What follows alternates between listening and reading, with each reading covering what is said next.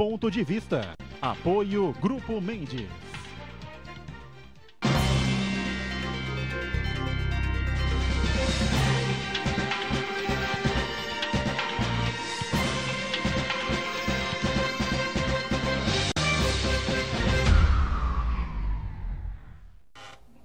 Olá, está começando mais um Ponto de Vista, sempre este horário da 1h30 da tarde, você com a gente de segunda a sexta-feira, horário do almoço, é a tradição da discussão política e, claro, dos debates em cima dos temas que formam a pauta aqui na nossa cidade, de toda a nossa região metropolitana e sempre também a discussão dos assuntos e dos temas de interesse nacional, que são muitos em todo o dia a dia, reforma da Previdência na pauta, aí passa, não passa, taxa Selic batendo recorde para baixo, não é? Pela primeira vez, nunca antes na história deste país, como diria aí um ex-presidente, 6,75%. E a importância cada vez mais significativa para todos nós aqui do Porto de Santos. Nós vamos mais uma vez abrir espaço para discussão, para o debate, enfim, fala bastante da economia nacional que passa aqui pelo nosso porto e a recuperação econômica aqui da cidade, da região metropolitana, que é muito importante para todos nós. Também de segunda a sexta, a partir das 8 da noite, aqui na Santa Cecília TV, a reprise aqui do nosso Ponto de Vista, não é? Para você conferir às 20 horas, portanto, 8 da noite. Com a gente aqui o Leopoldo Figueiredo, companheiro, jornalista, editor do caderno Porto e Mar, do jornal A Tribuna, e participando e colaborando com a gente mais uma vez. Prazer tê-lo aqui a bordo outra vez. Tudo bem, meu caro Leopoldo? Muito bem, Edgar, muito obrigado pelo convite, pela participação. Vamos debater um pouco sobre o setor portuário, que está vivendo agora um princípio de retomada, depois de um 2017 bem crítico, um 2016 e um 2017 bem crítico. A gente tem aí pelo menos bons indícios, bons sinais para um 2018. Muito bem, esperamos que seja assim para toda a economia do país, né? Fernando Chagas, sempre ligado nesses temas, nesses assuntos, comentarista político, não é? Mais uma vez está com a gente aqui no Ponto de Vista. Tudo bem aí, né, Chagas? Tudo bem, olá amigos, um abraço aos telespectadores. Já que o Leopoldo falou em economia, rapidamente, tem duas notícias boas da economia. Taxa Selic, como o Boturão já adiantou, 6,75. Há 2 anos eu jamais imaginava que nós chegaremos a 6,75, a taxa básica, a Selic, não, né? Não daria para imaginar mesmo. Não daria, Leopoldo. Para mim foi surpresa essa queda. E o outro também, o IPCA, que é a inflação oficial, também caiu em janeiro, 0,25. No ano, também uma inflação muito baixa, abaixo ainda do piso da meta, né? E interessante verificar, já que desde janeiro de 94, não tínhamos e foram 11 inflação quedas, tão baixa. E foram 11 quedas da taxa Selic e uma inflação baixíssima, não chega a 3%. Agora, interessante, toda vez que a economia melhora a avaliação do presidente. No caso do Temer, não consegue melhorar a avaliação. Piora. Só piora. É interessante. É que o pessoal não sente no bolso o que sentia, por exemplo, no momento em que foi lançado o real, né? Não sente. E por outro lado também, eu acho que até felizmente, economia e política acabaram se distanciando um pouco. Felizmente. De se distanciar. Acho que nos últimos anos, esse processo acabou ocorrendo antes.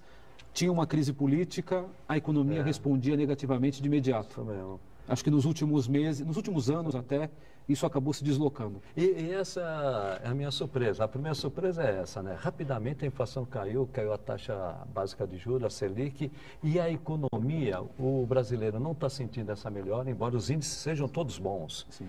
E não beneficia o Michel Temer. Eu acredito que não beneficia o Michel Temer por um simples motivo. Para a população, ele significa tudo que aquilo que o povo brasileiro não quer de um político. É a avaliação que eu faço por não uma coisa não interferir na outra. E na outra que o Leopoldo falou, a economia, desta vez, se deslocou da política. A economia, os índices são bons, estão melhorando e vão melhorar pelo menos até o fim do ano. Depois depende de uma série de reformas, de quem assumir, se vai fazer ou não as reformas, né? E a política está caminhando separadamente da economia. Isso é um ponto bom, Leopoldo. Sim, isso é um ponto bom. Acho que a grande notícia dos últimos tempos, numa análise macroeconômica, foi isso. Que, historicamente, no Brasil, você tinha um problema político, quer com o presidente, quer com seus ministros, a Bolsa já reagia, os investidores já olhavam com desconfiança E isso daí, na verdade, eu acabo até mesmo atribuindo Está tudo precificado. Precificado. Exatamente. Mas é também a própria postura da equipe econômica desse governo, que, na verdade, se há algo que pode ser elogiado nesse governo, é da equipe econômica que foi feita, e que você pode até falar melhor sobre isso. E eles têm autonomia. Eu vejo a equipe econômica com autonomia, independentemente do Henrique Meirelles ser candidato ou não. Ele tem feito um bom trabalho. O Inan Godfrey, excelente trabalho no Banco Central, bem diferente da Alexandre Tombini, né, que cedia para a política. Né? E é interessante que o Boturão falou, está precificado, independentemente da reforma previdenciária passar, que não vai passar, o governo federal não tem força, hoje o presidente da República não tem força, não tem capital político para passar a reforma, já está precificado. O que é que a economia está esperando? Vamos esperar um novo presidente em 2019 fazer essa reforma ou não, né? Depende de quem for eleito. Marcos Santana lá na ponta, espera, né, dos nossos companheiros que estão do outro lado da telinha participando pelas redes sociais, nas transmissões que ele acompanha diariamente aqui do Ponto de Vista, né? Sempre atento aí. Tudo bem aí, Santana? Tudo bem, boa tarde a todos. O Chagas observou muito bem. Os indicativos aí mostram de que, pelo jeito, a economia parou de piorar e começa a demonstrar alguns sinais aí de melhora, mas que a gente também não espere que vá melhorar numa velocidade muito grande, porque as pessoas ainda estão na expectativa do que vai acontecer. Essa estabilização aí da taxa Selic, porque parece que ela vai continuar, vai persistir nesse índice até o final do ano, indica um cenário já mais estável aí. Então, as pessoas que querem investir, né, as empresas que querem investir em atividades produtivas, não especulativas, já tem um norte aí a seguir. Né? Eu quero cumprimentar você que nos acompanha ao vivo, convidar a participar do programa, mandando sua pergunta, crítica, sugestão pelo Facebook, Ponto de Vista com Edgar Boturão, ou por e-mail, contato@pontodevista.tv.br. Quero lembrar também que o Ponto de Vista é exibido ao vivo pela internet, santaportal.com.br/TV. Todas as edições anteriores do Ponto de Vista estão disponíveis na internet, no nosso canal no YouTube ou na nossa própria página no Facebook. E você que nos acompanha na reprise, uma boa noite. Boa noite, você está aí na reprise, o mantra de todos os dias aqui, né? Sabe Deus o que pode acontecer após a gente sair do ar aqui ao vivo, às 2h30 da tarde, até às 8 da noite, quando começa realmente a nossa reprise. Pode aparecer mais alguma bomba contra a Cristiane Brasil, sei lá, vai aparecer crucificado em algum lugar, sei lá eu, né? Pode aparecer, eu sei o que, agora outra denúncia mais uma contra declaração do Fernando Henrique Cardoso. Mais uma declaração. Você percebe claramente que não sou eu que persigo o ex-presidente. Eu defendo essa tese há muitos anos. O FHC é contra o PSDB. Ele é contra os tucanos.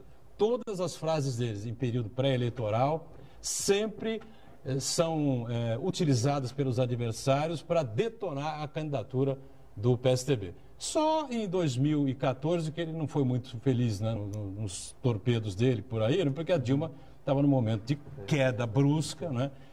A avaliação do governo era ruim, ela sempre foi uma candidata péssima, das péssimas, né? E o Aécio Neves, pelo contrário, como candidato era bom, né? Vendia bem, né? Aliás, não vendia nada, ele atirava contra o governo e contra a figura da presidente, basicamente era isso que ele dizia. Naquele momento ele estava certo naquilo que ele dizia. Depois todos nós ficamos sabendo quem era, né? Na verdade, o senador Aécio Neves. Mas ele agora parece que vive a tiracolo, né? Telefone vermelho ligado com o Luciano Huck. Quer dizer, é uma coisa inacreditável. O que ele quer? Trazer o Huck para o PSDB? Ou descartar o governador Geraldo Alckmin para fazer com que o Huck seja presidente da República? O Huck, pô. Luciano Huck lá pode ser presidente da República, Chagas?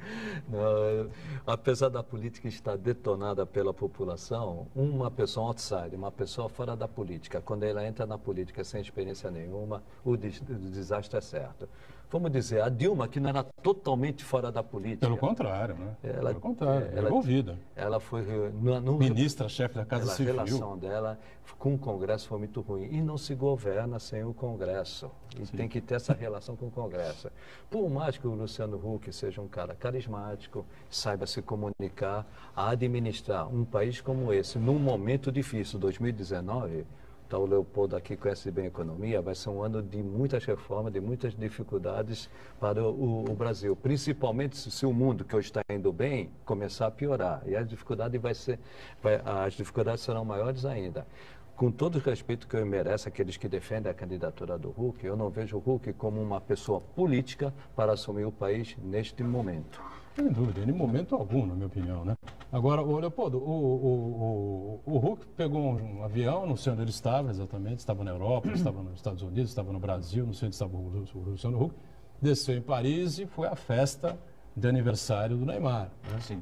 Chegou lá com pompa e circunstância, ele, a esposa, champanhe francês, uísque escocês, enfim, uma coisa de um mundo encantado, né, que muito pouca gente faz parte. Ele faz, né?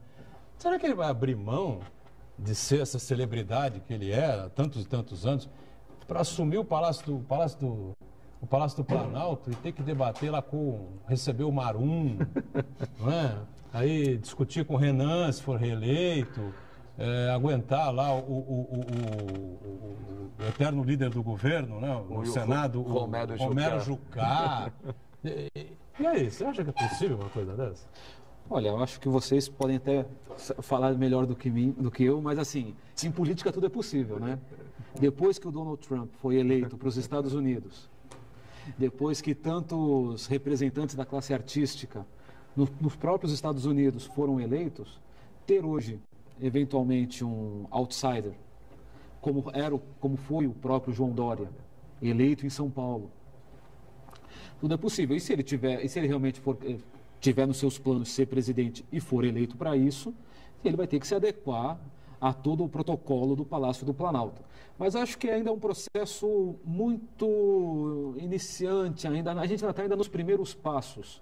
Eu acho que primeiro haverá essa definição em relação à reforma da Previdência, junto ao Legislativo. Isso daí deve se resolver agora nas próximas semanas. E aí depois sim, o país cai de cabeça no processo pré-eleitoral. O próprio governo federal fala que ou vota, aliás, o próprio presidente da Câmara afirmou que o prazo máximo para a votação da reforma é 29 de fevereiro. Depois disso, o próprio Congresso entra em ritmo pré-eleitoral e vai ser difícil debater outra coisa na casa, a não ser as eleições deste ano, que são eleições marcadas efetivamente pela indefinição. Não há um grande candidato. Há alguns nomes que já se apresentam como pré-candidatos, o governador Geraldo Alckmin, um deles, já se predispondo já se apresentando para o partido para se candidatar, mas a gente não repara num retorno, tirando o do presidente Lula, que tem, na verdade, agora o seu futuro indefinido, se ele pode ser candidato, se ele não pode ser candidato, e se os votos serão válidos ou não. Mas, enfim, essa é uma eleição, na verdade, de incógnitas. Vamos esperar que, pelo menos até o final desse semestre, a gente tenha alguma definição para poder prever o que vai acontecer. É interessante, rapidamente, só para pegar o raciocínio do Leopoldo, é interessante que os votos do presidente Lula devem ir, boa parte, para o Luciano Huck, não do petista, o voto do Lula. O voto do Lula que é maior que o voto do petista. Por incrível que pareça, esse voto deve migrar para o Luciano Huck. Então, o outsider, até ganhar a eleição, não é difícil. Não. Agora, administrar é bem diferente, principalmente nesse momento. E quanto ao presidente Lula, só adiantando, posso estar totalmente equivocado. Preso ele não vai. Ele vai entrar com o habeas corpus vai à mesa, e a mesa no Supremo Tribunal Federal, Carmen Lúcia vai ter que botar em votação, vai haver uma mudança de voto, essa mudança de voto de Gilmar Mendes deve dar 6-5 para não ter a prisão do Lula e dos demais, inclusive do Michel Temer, depois que deixar a presidência da República. Agora, ele não vai conseguir ser candidato, ele vai levar ao máximo, vai puxar voto e vai ceder esses votos, na medida do possível, para um candidato do PT. Ele vai esticar ao máximo, mas eu não acredito, Leopoldo, que a foto dele esteja na urna. Ou seja, na prática, ele acaba recebendo como prêmio a absolvição e a punição dele é não participar. Diga, Santana, você que provocou essa confusão toda aqui, Fernando Henrique e tal. Pois é, mas eu queria só fazer um registro, fugindo um pouco da questão aí do Lula, né, do Luciano Huck, queria fazer um registro com relação a palestra, entre aspas, que o deputado federal Jair Bolsonaro deu para investidores, para executivos do banco BTG Pactual. Tem sido uma coisa assim, pessoas no mercado financeiro. Ele chegou simplesmente confessou que não entende absolutamente nada de economia, não delineou quais são as suas propostas de governo, não estabeleceu qual que é a função do Estado tem que ter na vida do cidadão, na vida do país. E o Brasil é o país onde a salsicha morde o cachorro, né? Porque ele foi aplaudido em pé pelos investidores, pelo pessoal do mercado financeiro, que ele admitiu que não sabe absolutamente nada, não apresentou nenhuma proposta, e os investidores executivos, né, do mercado financeiro bateram palmas em pé e ainda tiraram o selfie com o Jair Bolsonaro. Quer dizer, aí você vê como é que o nível de desesperança que está o Brasil. Completamente diferente, né, do governador Alckmin ontem em Brasília, que fez uma exposição bastante interessante, mostrando que tem conhecimento de causa, que sabe o que está falando, falou sobre a possível privatização da Petrobras, falou sobre possíveis privatizações de outras 100 e tantas estatais que existem pelo Brasil, enfim. E disse que, e foi questionado sobre 2006, né, quando ele acabou, teria recuado ou não recuado, enfim. Na verdade, errou, né, politicamente, quando não confrontou o presidente Lula no debate da Rede Bandeirantes. O Lula disse que o PSDB só sabe governar privatizando e o Alckmin acabou ficando indeciso e ali deu uma tropicada que não conseguiu se recuperar mais ao longo daquele segundo turno. E disse que, na verdade, o Lula mentia, né, porque dizia que ele ia privatizar o Banco do Brasil e ele, ainda hoje, não admite, em hipótese nenhuma, a privatização do Banco do Brasil. Então, para quem acha que eu tenho uma preferência desnecessária, sim, é óbvio. Só você perceber. Quem pratica, né, quem atua, quem faz o que precisa ser feito, comandando um Estado dos mais importantes do Brasil, que se fosse isolado do país seria uma nação das mais bem desenvolvidas, mais desenvolvidas do planeta, que é o Estado de São Paulo. É um biruta desse aí que fica falando desse monte de asneira, como é o Jair Bolsonaro. Agora, o mercado financeiro, Santana, está procurando desesperadamente um centro-direita. Pode ser o Bolsonaro, que nem centro-direita tá preocupado com a figura. Luciano Huck, Rodrigo Maia, Alckmin e Henrique Meirelles. Aquele que despontar na pesquisa, o mercado financeiro vai abraçar, se fecha em cima dele. O mercado financeiro, ele não tem definido um candidato. Ele só não quer alguém de esquerda, de extrema. Ele até admitiria o Lula Paz e Amor. Não é esse Lula radical. Paz e Amor, ele até admitiria. Mas o problema do Lula Paz e Amor é o que o Lula agora fica repetindo aquela coisa do crédito. Vamos abrir o crédito, as pessoas vão consumir, aí a roda volta a girar da economia, não sei o quê, aí trava a roda e ninguém sabe para onde sai. Hoje não tem mais o boom das commodities que o Leopoldo conhece bem. Não tem mais. Foi favorecido muito por isso, né, Leopoldo? Você lembra bem, né? Foi, na verdade, uma época de ouro da economia brasileira, em que a gente, na verdade, que acabou até fortalecendo a economia graças às exportações de commodities, e foi um processo que, mantendo as devidas proporções, se repetiu no ano passado. Ainda um ano de crise financeira, de crise econômica, ainda tivemos vários problemas, mas a movimentação de cargas no Porto de Santos, por exemplo, até cresceu graças principalmente às commodities. Na verdade, as commodities elas têm mantido a movimentação do Porto de Santos num nível bom, até mesmo em 2016, que teve uma queda, não foi uma queda tão severa quanto poderia se imaginar diante do cenário econômico do país. Por quê? Graças às safras, às super safras que têm sido produzidas. O problema para a cidade é que o agronegócio é uma operação estratégica para o Porto de Santos, não se abre mão do agronegócio. O caminho natural de boa parte da carga agrícola que passa por Santos é efetivamente o Porto de Santos. Então, é uma carga que tem que ser recebida aqui, mas não é uma carga que deixa tanta riqueza aqui na região como outras operações, como as operações de contêineres, por exemplo, que geram muito mais emprego e receita, inclusive receita para a prefeitura em relação à carga tributária. A boa notícia para 2018, aí já citando um pouco dos projetos para 2018, é que há uma expectativa, o agronegócio deve se manter mais ou menos estável, um crescimento bem pequeno, mas a movimentação de contêineres, por um exemplo, deve ter um bom crescimento já nesse ano, o que indica maior geração de empregos no setor portuário e também uma maior arrecadação, uma maior geração de riqueza aqui para Santos. Leopoldo, a gente sempre fala da balança comercial, né? Benéfica você ter mais exportação do que importação. Mas para o crescimento do Brasil, a importação é fundamental, máquinas e equipamentos, inclusive para o caixa da prefeitura. Inclusive para a geração de riquezas para a região, porque a importação gera o maior número de serviços na cadeia de negócios do porto e gerando um maior número de serviços, mantém ou até demanda a contratação de profissionais. Então, assim, a importação é muito importante nesse aspecto. Como você vê a importação nesse ano? Tem crescido? Mostra que o país está crescendo? A análise acho que persiste dos principais especialistas em economia.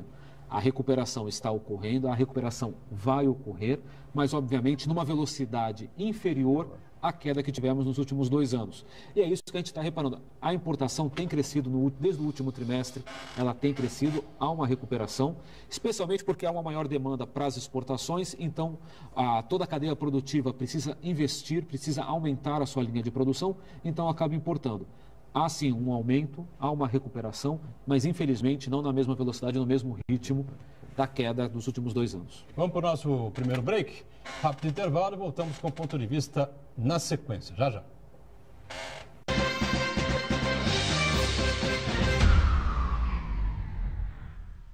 Existe um lugar em Santos onde você encontra os empreendimentos mais fascinantes da região. Um lugar amplo, aconchegante, feito para oferecer o melhor atendimento para você. Um lugar que reúne as melhores opções residenciais e comerciais nos bairros mais nobres de Santos. Um lugar que a gente nem precisava dizer, porque você já sabe. Central de Vendas Grupo Mendes, Rua Guaiaó 55, Aparecida. Venha fechar um bom negócio para abrir as portas do seu novo lugar. Depois de atravessar todo o oceano conduzindo o seu navio, sempre que se aproxima de um porto, o comandante passa a contar com a assessoria de um especialista local. Um profissional conhecido como prático. A Praticagem de São Paulo realiza este trabalho 24 horas por dia, 365 dias por ano. Possui o mais moderno centro operacional do setor aquaviário do país. É o C3OT. Segurança, pontualidade e tecnologia a serviço do Brasil.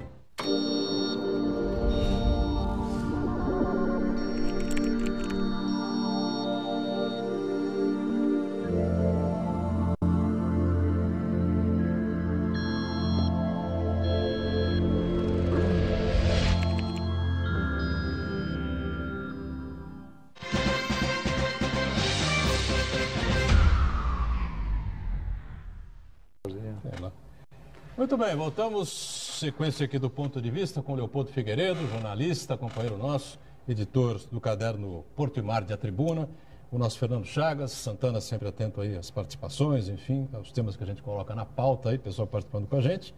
E o transporte dos bois vivos aqui, que confusão que deu, hein, Leopoldo? Tem gente que acha que a prefeitura não devia ter multado, outros acham que isso é uma vergonha aqui no Porto de Santos, parece zona rural, né? A gente comentou aqui já no programa de segunda-feira, no sábado à noite, aqui um cheiro de fezes dos animais por toda hora, por toda a cidade toda, centro de Santos, bairros, enfim, uma coisa impressionante, acho que nunca tínhamos sentido um cheiro assim tão forte, fora, evidentemente, das cidades interioranas aí que a gente está acostumado.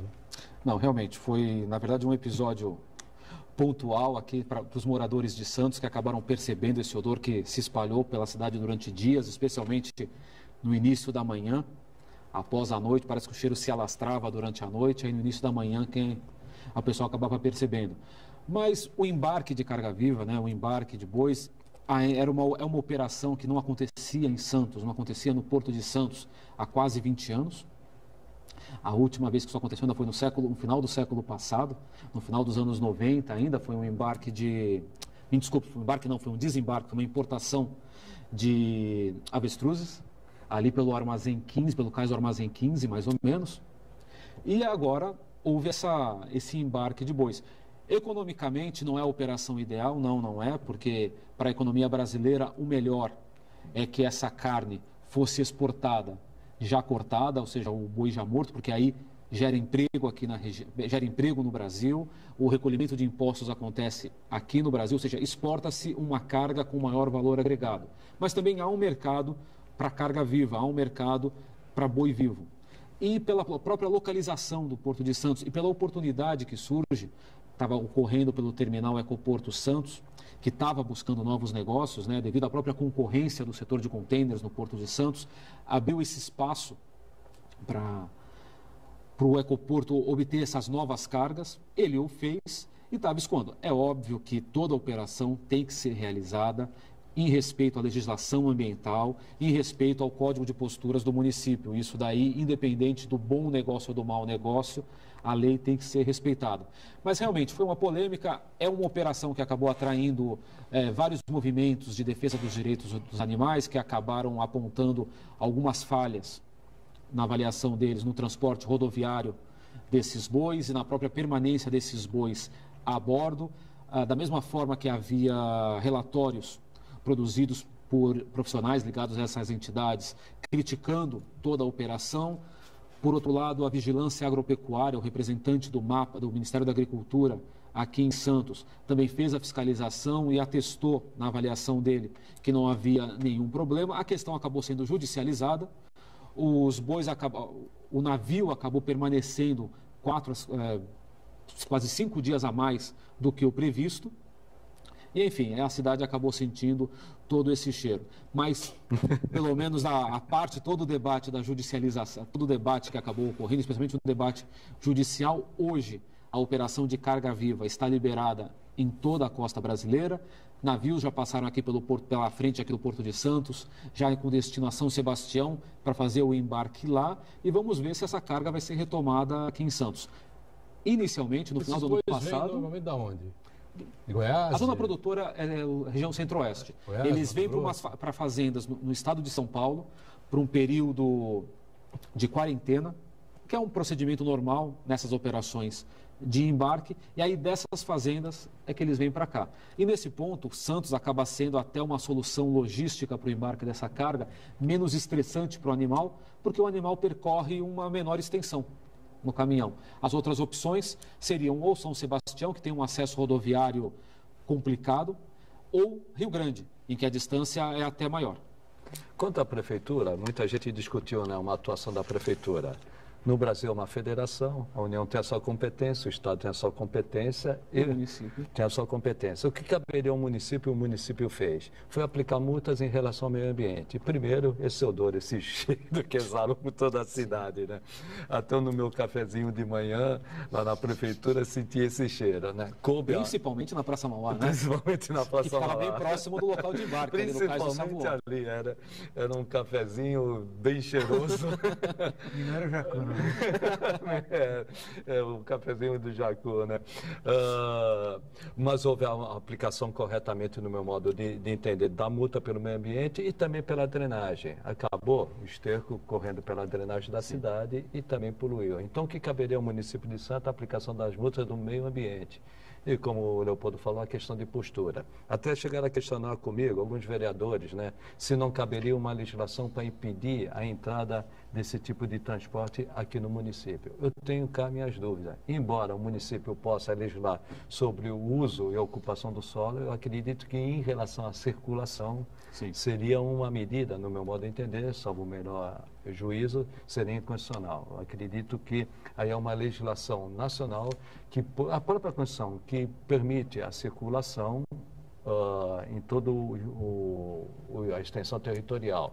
O que pode uma legislação municipal restringir, mas no meu modo de entender não poderia proibir. Ou exigir, na verdade, que esse tipo de serviço seja realizado dentro de critérios. De critérios. Sabe, em respeito à lei ambiental, em respeito o bem-estar do animal, mas não se pode impedir essa operação. Os movimentos veganos que se concentraram ao redor ali do terminal portuário, os movimentos de defesa e de proteção aos animais que se concentraram ali, têm todo o direito de se manifestar. Entretanto, fazer essa manifestação no meio da cadeia de negócios, no meio da cadeia logística, na verdade, acabava tendo um pouco impacto, porque o que acabou resultando foi, na verdade, na judicialização de todo esse processo e depois acabou sendo liberado. Obviamente, todas essas questões continuam sendo debatidas na Justiça, mas para a operação agora não teve um bom resultado. O Leopoldo, quando ele começou a falar, ele tocou numa questão que é fundamental, que ajuda a explicar todo esse imbróglio todo, que na verdade, é a política industrial do Brasil, na verdade, completa falta de uma política industrial do Brasil. Porque, na verdade, o correto era realmente o Brasil manter uma cultura de produção de carne, mas carne já é industrializada. Se vai exportar carne para um país, sim, islâmico, que faça todos os procedimentos, que contrate um abatedor, né, um profissional, seja islâmico, que siga todos os procedimentos religiosos que eles exigem, o corte que evita um sacrifício maior, um sofrimento maior para o animal, e assim por diante, e é gerar emprego para várias pessoas aqui no Brasil, e é esse tipo de falta de industrialização do Brasil, no chamado agronegócio, ele se verifica em todo o portfólio da cadeia produtiva agropecuária do Brasil, seja na pecuária, seja no aço, né? Por exemplo, o Brasil, durante um bom tempo, exportou aço, lingotes de aço, que é matéria-prima para outras indústrias, e ao mesmo tempo importa materiais eletroeletrônicos com alto valor agregado. Então, na verdade, é o café, né? Então, esse está o café marca também. registrada, eterna marca registrada. É o exemplo mais Brasil, gritante. mais gritante. O Leopoldo que me corrija, não sei se os dados são exatamente isso, mas o 80% do café que se escoa pelo Brasil, ele sai pelo Porto de Santos. E desse total, apenas 5% é o chamado café gourmet. O café gourmet, que é aquele café que tem alto valor de mercado, né? A grande parte são sacas, né? Então, quer dizer, a economia do Brasil, de um modo geral, ela pouco recebe, ela pouco se beneficia do agronegócio. Quem grande se beneficia, além do governo, através da arrecadação dos tributos, é o dono da carga, né? É o produtor rural, né? Porque ao longo do caminho, entre sair sair da porteira e chegar no porto, o Brasil pouco ganha com isso daí. Então, na verdade, o que o Brasil precisa, aí digo o governo, qualquer governo, né? Seria uma política de nação. Reverter essa lógica e investir pesadamente na industrialização do Brasil. Infelizmente, o que a gente verifica é o contrário. Esse governo que aí está de plantão, ele simplesmente cortou 90% do investimento em pesquisa e na ciência e tecnologia. Quer dizer, como é que o Brasil quer evoluir se, em vez de avançar, corta investimento em pesquisa e tecnologia? Então, acho que o próximo governo que aí está, que vai embarcar em Brasília a partir do ano que vem, tem que pensar seriamente nisso daí. É verdade, uma coisa que a gente discute eternamente, né? Essa coisa do café é simplesmente impressionante, porque é a nossa marca registrada, né? Emblemático. É emblema do Brasil, emblemático para nós, né? E aí, até mesmo para o público ter a percepção do que nós estamos falando pontualmente, é só nós compararmos o preço do café na padaria da esquina, quanto você cobra, e o preço que você vai cobrar no mesmo café, que obviamente aí ele tem o valor da marca associada, tem o modo de preparo, mas quando você vai nessas grandes redes internacionais de café, que temos até aqui em Santos, uma delas, e você vê o custo do café ali. Starbucks, por exemplo, né? Exatamente. Isso é valor agregado. Um exemplo que é gritante é você comprar o café em pacotinho e o café em cápsula, né? Aí você vê a diferença é gritante, né? Exato. Sem dúvida. Agora, outro tema aqui que vale a gente discutir aqui mais uma vez, né? É essa situação do prefeito de Santos, né? Seja ele qual for, não é o atual prefeito, o prefeito, a figura do prefeito, institucional do prefeito de Santos, não ter poder algum sobre o que entra, o que sai, o que acontece, enfim, com relação ao Porto. Porto é uma entidade federal, né? Dentro do município, e sim, outra vez aquela confusão toda, né? Se o Porto fosse municipalizado, se o prefeito tivesse uma autoridade em relação ao Porto, tivesse o comando, talvez essa coisa do embarque dos bois vivos não tivesse gerado essa polêmica toda, essa dificuldade toda, talvez pudesse ser resolvido com mais rapidez, mais facilidade, você acha, Leopoldo? Mas veja bem, a gente fala que institucionalmente é evidente que a prefeitura não tem uma ingerência direta na gestão do Porto de Santos. Institucionalmente não. Havia antes, nós já debatemos isso aqui algumas vezes, através do Conselho de Autoridade Portuária, mas hoje esse é um órgão que foi esvaziado, é um órgão cujo poder foi bastante limitado pelo último marco regulatório do setor. Mas o que a gente não pode esquecer é que, apesar de não haver uma previsão, a cidade acabou, sim, tendo um impacto, ou pelo menos influenciando nessa operação. Multas foram aplicadas, uma exigência de que haja respeito à legislação ambiental, e isso ocorreu. A cidade ela pode participar disso daí, e até mesmo politicamente. O que o prefeito de Santos, o que o governador do estado falar, por exemplo, em relação a isso, apesar do Porto não ser estadual, ele acaba impactando, sim. Um ministro sempre vai escutar um governador do estado. O prefeito de Santos tem, sim, acesso ao ministro dos Transportes, Portos e Aviação Civil, por exemplo.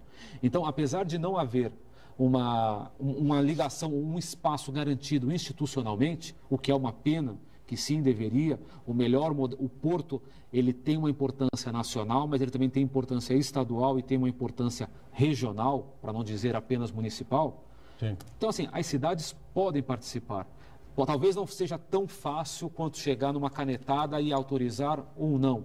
Mas através da sua participação, da sua presença nos processos portuários, sim, ela pode participar. Pelo teu conhecimento, vendo os portos internacionais, a administração portuária, ela é melhor regional, melhor nacional ou local?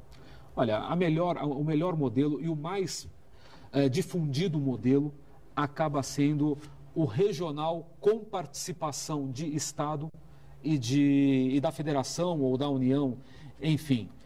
Os países da Europa, eles não chamam lá de tanto cidade, porque muitas vezes os portos acabam se estendendo por vários municípios, mas o que seria a nossa Baixada Santista acaba gerindo o porto e muitas vezes com voz também para o Estado e para a União. O que a gente não pode esquecer, sim, o Porto de Santos tem uma importância nacional? Sim, tem uma importância nacional, mas a sua gestão, os empregos que vão ser gerados, as riquezas que vão ser geradas e os próprios problemas que vão surgir, têm impacto local. A gente não pode esquecer, por exemplo, o Porto de Los Angeles, que é na costa oeste dos Estados Unidos, que é um exemplo clássico.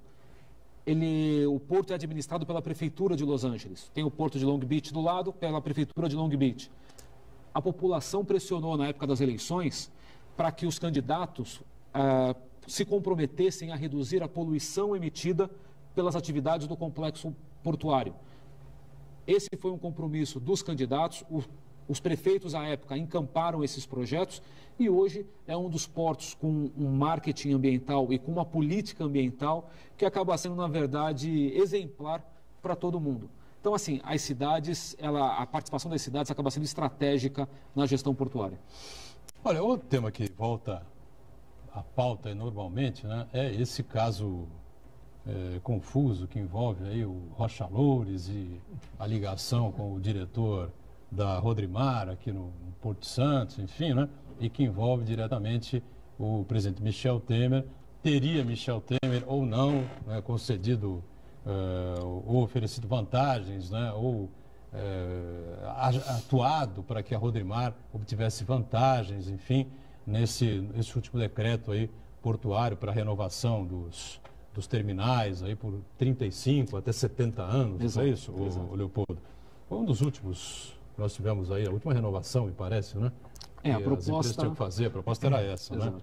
A renovação antecipada, né? A gente já chegou a discutir, o Leopoldo já esteve aqui várias vezes, enfim, a gente discutiu esse tema, enfim, mas vira e mexe, a pauta volta aí e a gente não entende exatamente em que pé está essa situação, muita gente não se liga exatamente em que momento foi esse problema, enfim, a renovação dos contratos de terminais aí do Porto de Santos com as diversas empresas e, curiosamente, o foco é na Rodrimar, né? Exato.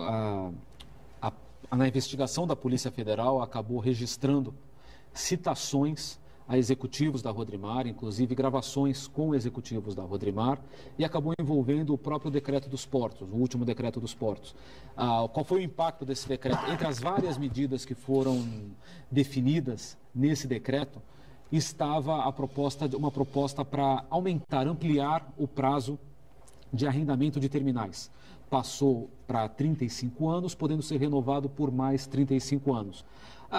O que tem que se deixar bem claro é que todo esse debate em relação ao decreto dos portos, e aí eu faço uma análise apenas em relação à elaboração do decreto, ocorreu não como uma negociação com um terminal portuário específico, o terminal A, o terminal B, o terminal C.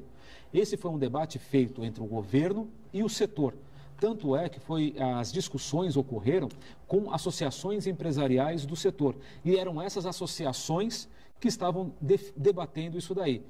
Então, neste aspecto específico, falar que a empresa A ou a empresa B foi beneficiada, e nesse ponto não foi porque, na verdade, o maior interesse da Rodrimar nesse debate era que os terminais com contratos firmados antes da Lei 8.630, de 93, tivessem o seu contrato regularizado. Essa era uma demanda da empresa, isso acabou nem entrando no decreto. Houve algumas gravações que a Polícia Federal acabou divulgando, que o Ministério Público acabou divulgando, ou que se não divulgaram, mas que surgiram na mídia, que chegou a ser pedido isso daí, mas numa própria gravação falava-se que esse termo, esse critério não seria adotado.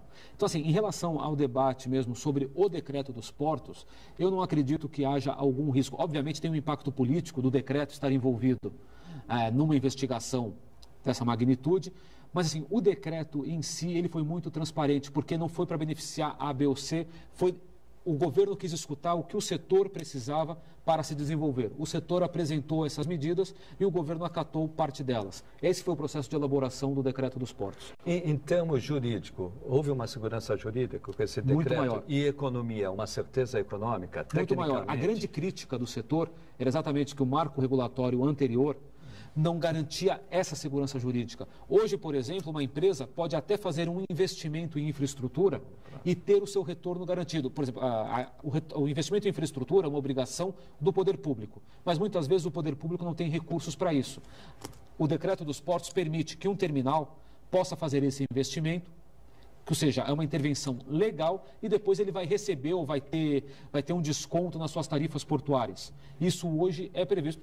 Na verdade, é uma medida que visa o desenvolvimento do setor. O poder público não pode fazer, entra a iniciativa privada fazendo, mas sem beneficiar A, B ou C. É uma coisa aberta, uma coisa ampla e que foi negociada com todas as associações empresariais de empresas do setor. Já que, rapidamente, posso, Santana, para não perder a oportunidade, né? Já que você falou, o poder público não tem recursos mesmo, seja município, estado, União. Especialmente neste momento. Não tem. A questão da dragagem. Dragagem é fundamental. Você seria favorável à privatização também da dragagem do porto? Mas claro, vamos aproveitar para a gente deixar isso pendurado. É um assunto interessante, né? Tem a ver meio ambiente, tem a ver essa coisa de abrir para iniciativa privada, parece que eles não gostam muito disso, enfim, né? E vamos aqui mostrar a primeira página do Jornal da Orla desta quinta-feira, circulando aqui pela cidade, formato tabloide, né? Por toda a região metropolitana, e sábado tem Carnabonde, não é, Santana? Exatamente. O desfile das escolas de samba aconteceu no final de semana passado, mas a cidade ainda tem uma ampla agenda de atividades carnavalescas. Além das bandas que circulam pelas ruas da cidade, temos o Carnabonde, que já se tornou tradicional e faz parte do calendário da Folia Santista. Um break, então, a gente volta já na sequência. O assunto da sequência vai ser a dragagem do porto, né, em instantes.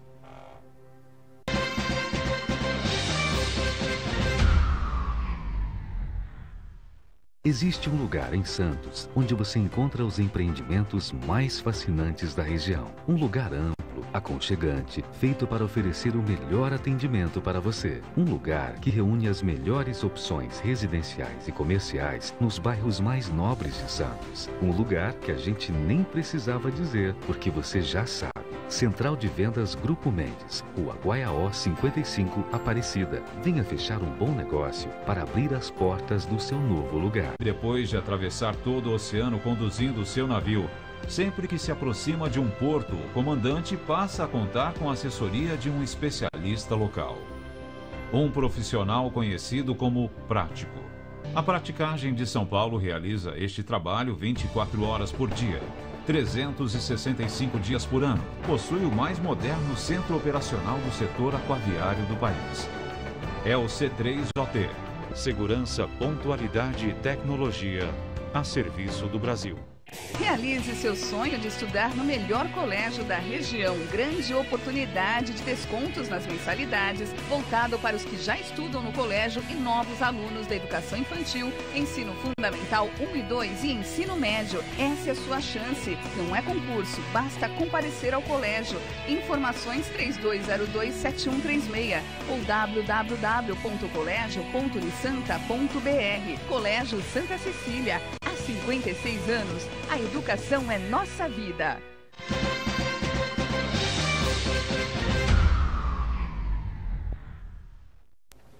Muito bem, voltamos e, como eu disse na pauta, o questionamento aqui levantado pelo Chagas há pouco, e todos nós, né? É uma novela eterna essa questão da dragagem no Porto Santos, uma hora são 14, volta para 12, depois não é mais, quem é que faz, quem é que não faz, problemas ambientais, enfim.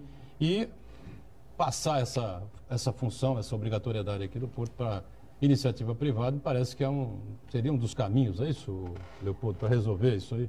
E é um caminho bem interessante. A gente tem que entender que as características do estuário santista, da região, essas características fazem com que o Porto de Santos demande uma dragagem contínua.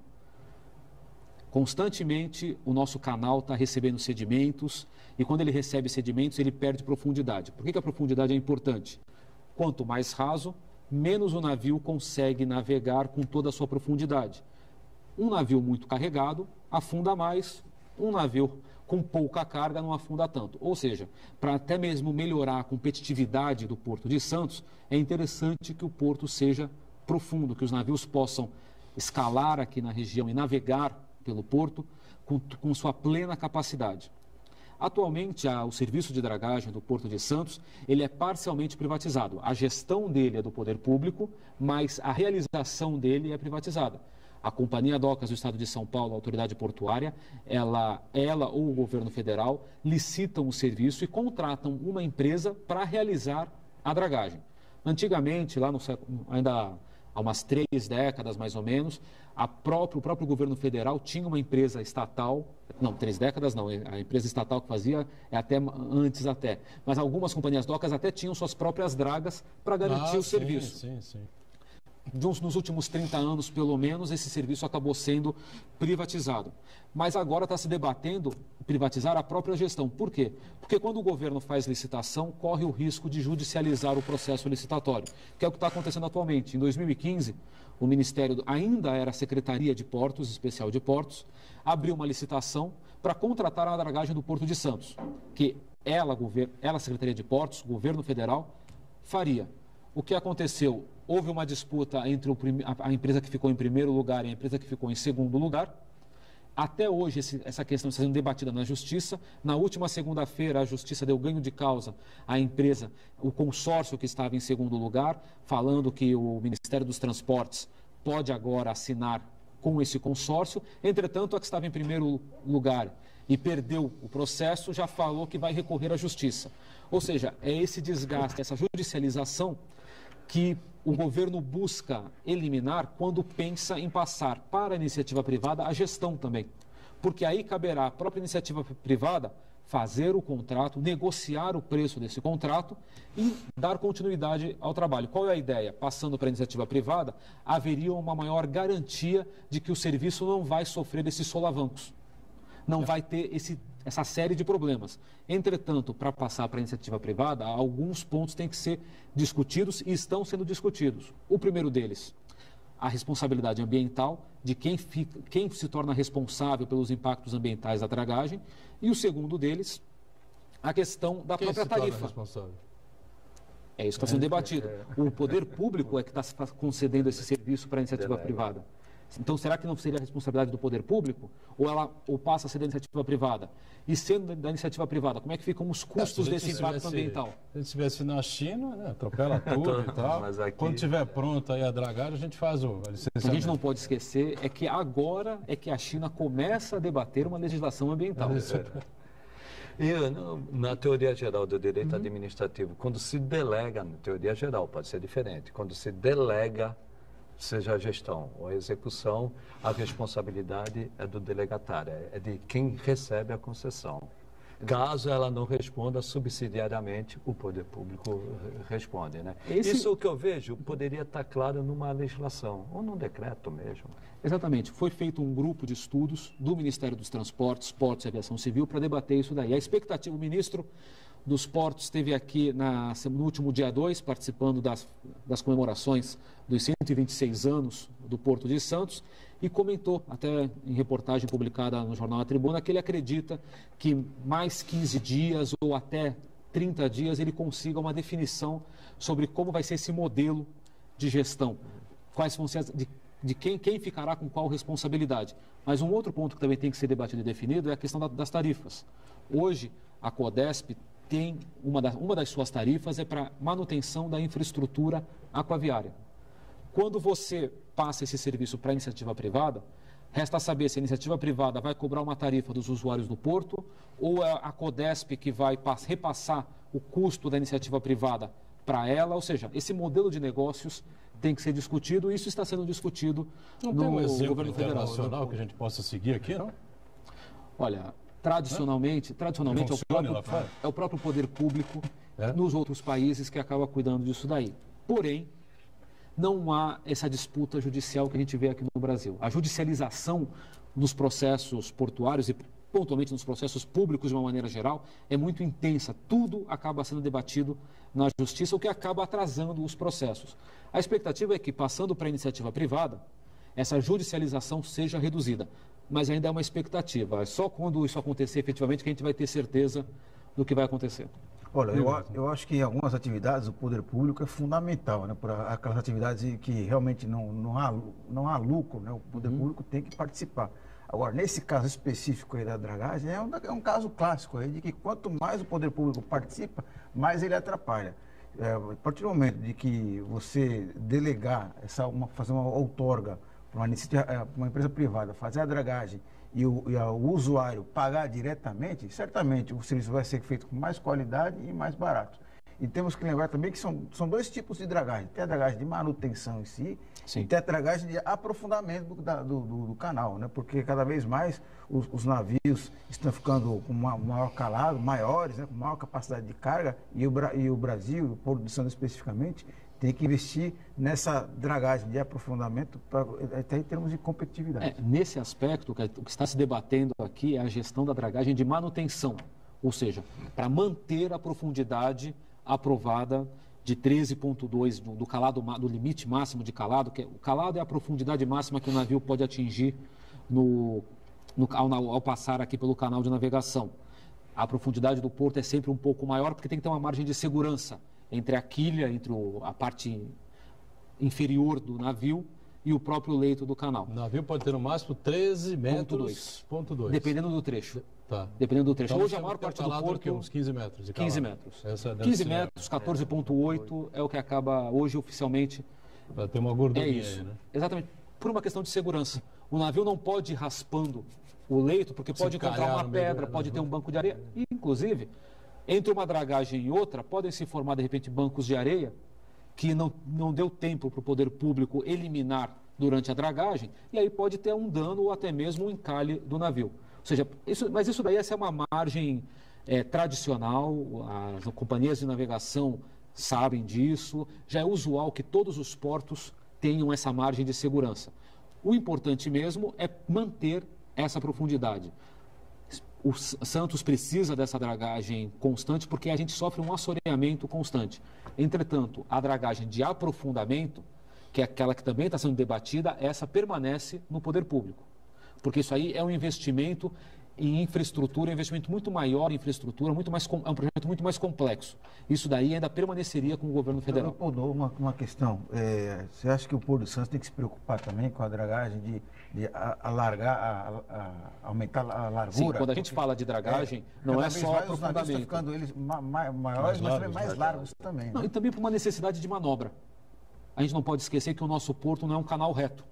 O nosso canal, na verdade, ele contorna a ilha de São Vicente. Então, há necessidade, sim, de um alargamento. Tanto é que o projeto do governo federal de dragagem prevê o alargamento de alguns trechos, especialmente na Barra e ali na região do Paquetá, que são áreas de manobras de navios, que tecnicamente se chama bacia de evolução, ou seja, a evolução do navio, a manobra do navio. Isso, sim, está previsto no projeto do governo federal. O estuário aqui, o canal aqui é mão única, né? Sai um, é só aquele que vai. Aí chama o outro para vir, é só esse que... Na verdade, em alguns trechos, né? Tem trecho que permite... Tem trecho que vai e vem. Mas tudo isso aí depende também da dimensão do navio. Navios muito largos ou muito compridos... Um entra, outro sai. Aí é mão única, efetivamente. Navios menores, há a possibilidade de dois passarem ao mesmo tempo. Leopoldo, com tudo isso... Comparativamente, portos do mesmo nível de Santos, internacionalmente, como nós estamos em termos de competitividade? Santos com portos do mesmo nível. Internacionalmente, você fala? Internacionalmente. Não, considerando realmente Na verdade, quando a gente fala... os portos chineses movimentam muito mais que o Porto de Santos, a gente, na verdade, não tem que comparar tanto os portos, porque em relação à tecnologia, em relação à eficiência, em relação a acessos, apesar de uma demanda de investimento grande, especialmente na questão de acessos, acesso rodoviário principalmente, o Porto de Santos conta com características que os tornam, assim, no seu nível, no seu papel comercial, ele é um dos principais portos do mundo nesse aspecto, não devendo para nenhum outro. O que acontece é que nós estamos comparando também a economia chinesa com a economia brasileira, a economia europeia com a economia brasileira.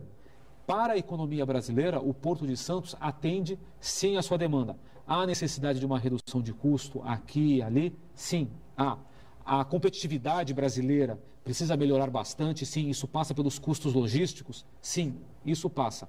Mas a infraestrutura e, principalmente, a qualidade dos terminais portuários aqui da região seguem um padrão internacional. Quando a gente compara os índices de movimentação de alguns terminais de contêineres, por exemplo, ou o índice de movimentação de terminais graneleiros aqui no Porto de Santos, eles ficam praticamente semelhantes ou na mesma faixa de grandeza de outros terminais internacionais, como os asiáticos até. Muito bom. Você falou também, já estendeu um pouquinho o assunto, em questão de logística e transporte. Sim. O Porto é de Santos, mas é do Brasil também. Vou voltar num assunto que é comum no meu dia a dia na prefeitura. A entrada de Santos. O município de Santos nem tem competência e nem tem recursos para fazer a entrada de Santos. Não era hora da União já se preocupar? Não Sim, com Santos. Sim. Passou da hora, né? Mas eu acho assim, desde o incêndio do terminal da Ultracargo, ficou evidente a necessidade de um novo acesso rodoviário ao Porto de Santos. O público deve se lembrar, naquela época, o terminal fica às margens do único acesso rodoviário à margem direita do Porto de Santos, que é a cidade de Santos. Devido ao combate às chamas, o tráfego naquela via foi suspenso. A única saída... Uma semana, mais ou menos, 9 Exato, dias. 9 dias. Foram 9 dias de combate às chamas. A única solução foi liberar o tráfego de veículos de carga, ou seja, containers, granéis, para chegar aos terminais da margem direita pelo centro da cidade, o que levou até a prefeitura a liberar isso daí apenas durante a madrugada.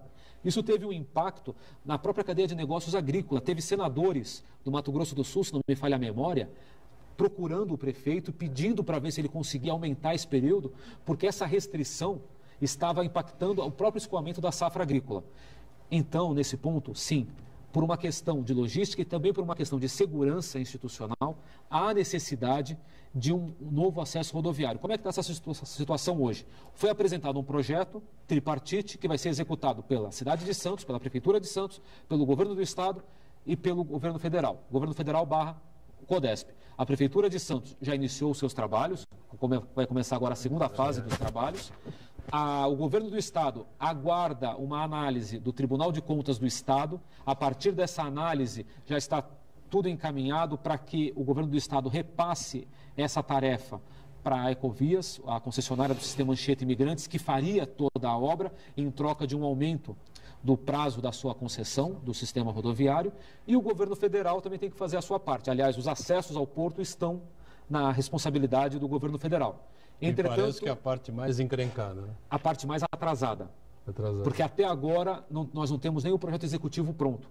Na última sexta-feira, na vinda do ministro dos Transportes aqui em Santos, ele anunciou que em 45 dias será publicado o edital de licitação para a elaboração do projeto executivo. Ainda vai demorar? Ainda vai demorar 45 dias? Sim, ainda vai demorar. Mas pelo menos foi um anúncio de algo que estava parado. Algo que não havia a mínima perspectiva de retomada. Agora o governo federal anunciou que vai retomar isso daí. Pelo menos estamos retomando esse processo. Já deveria ter acontecido muito antes? Sim. Está atrasado? Sim. Mas agora foi retomado. Bom, o prefeito já anunciou aqui várias vezes que mesmo com essa ausência da União, esse distanciamento da União em relação à obra, né? Pelo menos a parte do Estado saindo, você pode fazer essa duplicidade aí, né? Facilitando o trânsito para o centro da cidade, para a zona noroeste. É porque a parte do Estado e do município estão mais voltados para melhorar os acessos rodoviários à zona noroeste e a retroárea do porto né? Ali também na ZN. Então, assim, nesse aspecto, sim, essa obra vai estar mais adiantada. E também o próprio aumento da alíquota do ISS, esse novo recurso vai ser utilizado pela Prefeitura para essas obras. Para essas obras, para a infraestrutura, principalmente na entrada da cidade. Até para a construção daquela ponte que vai ligar diretamente. Do viaduto, né? Do novo viaduto. E do novo viaduto, isso. Extremamente. Eu sempre achei que o porto, né? a Codesp, enfim, deveriam fazer essas obras todas, porque o maior movimento é direcionado ao porto, enfim, mas aí alguém fala, não, mas quem vem para o centro da cidade, quem vai para a zona noroeste, não vai utilizar o porto, não é não tem nada a ver com o porto, essa coisa toda, enfim, o porto, evidentemente, que causa todo o grande transtorno que a gente tem aqui na cidade, Sim. do trânsito carregado, essa coisa toda, enfim. Bom, E nesse aspecto, Edgar, só para encerrar, a gente tem até uma boa notícia, porque se em 2016 o Porto de Santos fechou com um prejuízo de 22 milhões de reais, esse ano a Codesp está fechando o ano com um superávit de 44 milhões. então, podia Foi pegar até 40 comemorar. milhões já, reservar e dar uma entrada e tal, não sei o quê. Leopoldo, prazer receber você aqui sempre, né? Conhece Porto como ninguém e está sempre aí antenado e atento às novidades, aos assuntos importantes do Porto, da economia nacional, e vai voltar sempre em outras oportunidades. Claro. Nossa cadeira aberta aqui, tá bom? Cadeira cativa com a gente. Obrigado, viu? Obrigado, Edgar, obrigado aos demais colegas aqui da bancada e continuem acompanhando o noticiário portuário, especialmente no Jornal A Tribuna. Muito bem. Fernando Chagas sempre conosco, né? E cada vez mais conosco daqui para frente.